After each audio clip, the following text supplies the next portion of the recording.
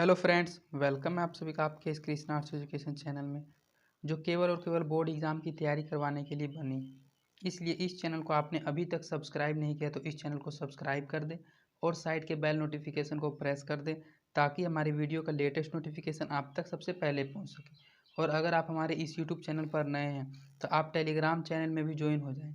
Telegram channel का link description में दिया हुआ है, क्योंकि इस चैनल का जो भी स्टडी मटेरियल आपको प्रोवाइड किया जाएगा वो टेलीग्राम चैनल पर ही किया जाएगा। स्टडी मटेरियल में आपको सभी सब्जेक्ट्स का चैप्टर बाय चैप्टर ऑब्जेक्टिव और सब्जेक्टिव क्वेश्चंस का पीडीएफ दिया जाएगा। तो चलिए आज के क्लास की ओर बढ़ते हैं। आज हम आपको क्लास 10th का इंग्लिश, जो हमारा बुक है पैनोरमा पार्ट 2, उसका 5वां चैप्टर एक्सेप्टेंस स्पीच का वेरी इंपॉर्टेंट ऑब्जेक्टिव क्वेश्चंस करवाने जा रहे हैं। आज हम आपको इस पार्ट का 14 ऑब्जेक्टिव क्वेश्चंस करवाने जा रहे हैं, जो एग्जाम के दृष्टिकोण से बहुत ही महत्वपूर्ण क्वेश्चन है। तो चलिए क्वेश्चंस की ओर बढ़ते हैं। हमारा पहला क्वेश्चन है, एंग San Suu Kyi was fighting for blank in Burma. Aung San Suu Kyi Burma में किस चीज़ के लिए विरोध कर रहे थे, किस चीज़ की लड़ाई लड़ रहे थे? इसका सही आंसर ऑप्शन नंबर ए हो जाएगा, डेमोक्रेसी। डेमोक्रेसी का मतलब होता है लोकतंत्र। एंग सन सू की बर्मा में लोकतंत्र के लिए लड़ाई लड़ रहे थे, लोकतंत्र के विरुद्ध लड़ाई लड़ रहे थे। इसका सही answer option number A, democracy हो जाएगा। हमारा दूसरा क्वेश्चन है, the Nobel peace prize was given to San Suu Kyi in. Sen Suu की को नोबेल पुरस्कार कब दिया गया था? सेन सू की को नोबेल पुरस्कार 1991 में दिया गया था। उसको 1991 ईस्वी में नोबेल पुरस्कार से पुरस्कृत किया गया था। इसका सही आंसर ऑप्शन नंबर डी, 1991 हो जाएगा, 1991।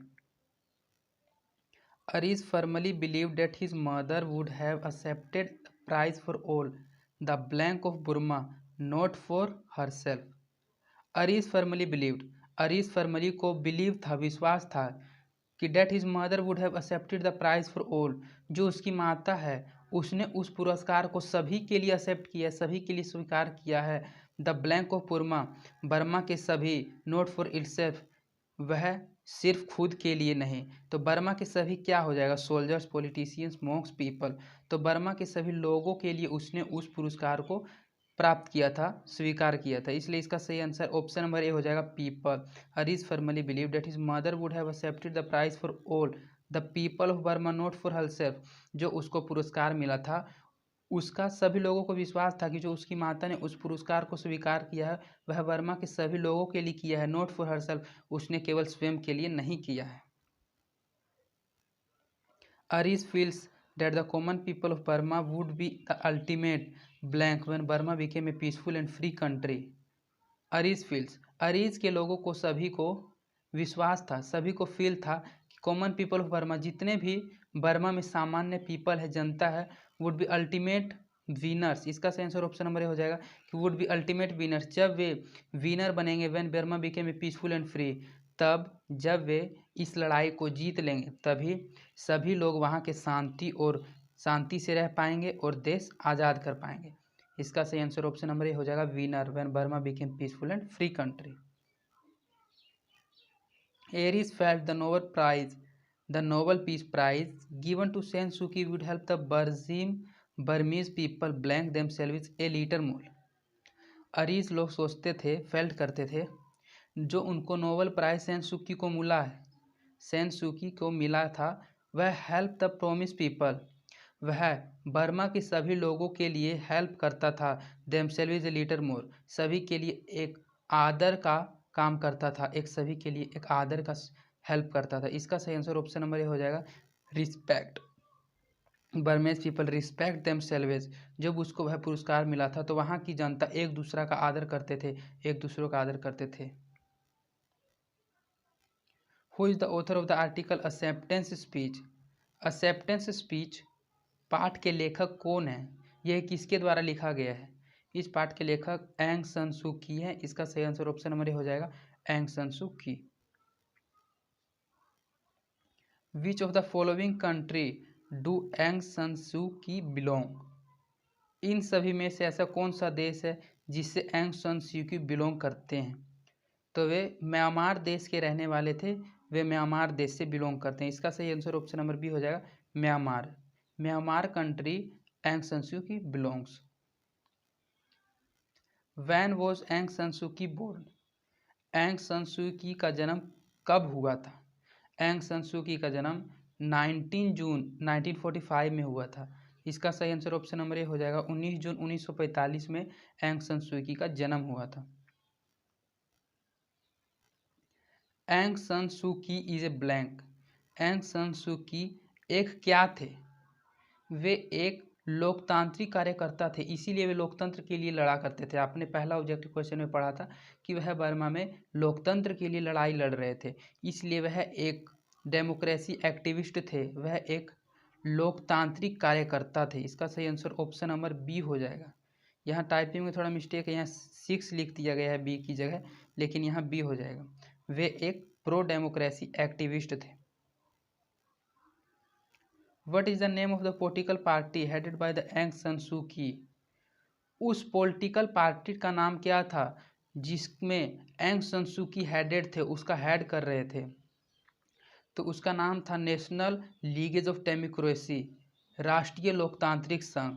वे राष्ट्रीय लोकतांत्रिक संघ के हेडिट कर रहे थे, वही पॉलिटिकल पार्टी का नाम था। इसका सही आंसर ऑप्शन नंबर सी हो जाएगा, नेशनल लीगेज ऑफ डेमोक्रेसी। इसलिए एक डेमोक्रेसी प्रो डेमोक्रेसी एक्टिविस्ट भी थे, वे एक लोकतांत्रिक कार्यकर्ता थे, इसलिए वे बर्मा में लोकतंत्र के लिए लड़ाई लड़ रहे थे।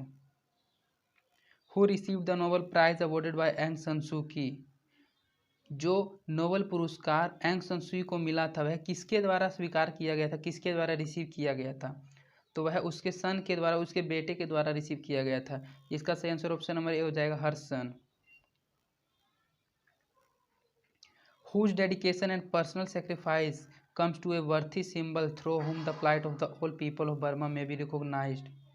Whose dedication and personal sacrifice, किसकी धैर्य से और त्याग से, किसके धैर्य और स्वयं के त्याग से वहाँ एक वर्थी सिंबल और प्लाइट बर्मा के पीपल में दिखता है, मे बी रिकॉग्नाइज, जो याद करने योग्य है। तो इसमें पूछा गया है कि हर सन पीपल ऑफ बर्मा, बर्मा के लोगों, एंग सन सू की और नन ऑफ दिस किसी के लिए नहीं। तो एंग सन सू की ने वहाँ धैर्य बनाकर और पर्सनल सेक्रीफाइस करके वहाँ आज़ादी दिलाई थी, इसलिए वहाँ के बर्मा के लोगों में उसे याद किया जाता है और रिकॉग्नाइज किया जाता है। इसलिए इसका सही आंसर ऑप्शन नंबर ए हो जाएगा, एंग San Suu Kyi dedication and personal sacrifice come to a worthy symbol through the plight of all people of Burma में be recognised. Which of the following prize was awarded by San Suu Kyi? इनमें से कौन सा ऐसा prize है जिसके द्वारा उनको पुरस्कृत किया गया था एंग सन सू की को? तो उनको नोबेल प्राइज भी मिला था, रेफ्टो प्राइज भी मिला था, सैखरोव प्राइज भी मिला था। इसलिए इसका सही आंसर ऑप्शन नंबर डी हो जाएगा, all of these. All of these prize was awarded by San San Kyi. इसके बाद हमारा 14वां और लास्ट क्वेश्चन है, हाउ वुड सी बिंग her speech according to her son of Aung San Suu Kyi? उसने अपना स्पीच को अपने बेटे के अनुसार, एंग सन सू की अपने बेटे के अनुसार अपनी स्पीच को किस तरह कहते हैं? विद थैंक्स, खुशी के अनुसार, विद थैंक्स धन्यवाद कहते हुए, विद जॉय खुशी के साथ, नन ऑफ दीज इनमें से कोई नहीं, by saying she accepts Nobel prize in the name of all people of Burma. वह अपनी स्पीच को अपने बेटे के अनुसार कहते हैं, बाय सेइंग वे समाप्त करते हैं, she accepts Nobel prize in all the name of all people of Burma. उसने जो उस नोबेल पुरस्कार को प्राप्त किया था, एक्सेप्ट किया था, all the name of people of Burma, Burma के सभी लोगों के लिए। उसका कहना था कि यह पुरस्कार सिर्फ हमें नहीं मिला है, यह बर्मा के सभी लोगों को यह पुरस्कार मिला है। यह कहते हुए उसने उस पुरस्कार को स्वीकार किया था। तो इस प्रकार आपका इस पार्ट का 14 ऑब्जेक्टिव क्वेश्चंस कंप्लीट करा दिया गया है, जो बहुत ही अच्छा ऑब्जेक्टिव क्वेश्चंस। अगर आपको एक बारी में समझ नहीं आता तो आप 1 से 2 बार वीडियो को जरूर देखें, इससे आप वीडियो देखते देखते ही अच्छे से समझ जाइएगा। और अगर ये क्वेश्चन एग्जाम में आ जाए तो 100% आपसे ये क्वेश्चन छूटेगा नहीं। और अगर आपको किसी भी विषय में, किसी चैप्टर से रिलेटेड कोई डाउट हो, कोई कन्फ्यूजन हो, तो आप प्लेलिस्ट में जाकर किसी भी चैप्टर का कोई भी वीडियो देख सकते हैं। और अगर आपको हमारी वीडियोस पसंद आती है तो आप अपने दोस्तों के बीच में इन्हें ज़रूर शेयर करें। तो आज के लिए इतना ही, धन्यवाद।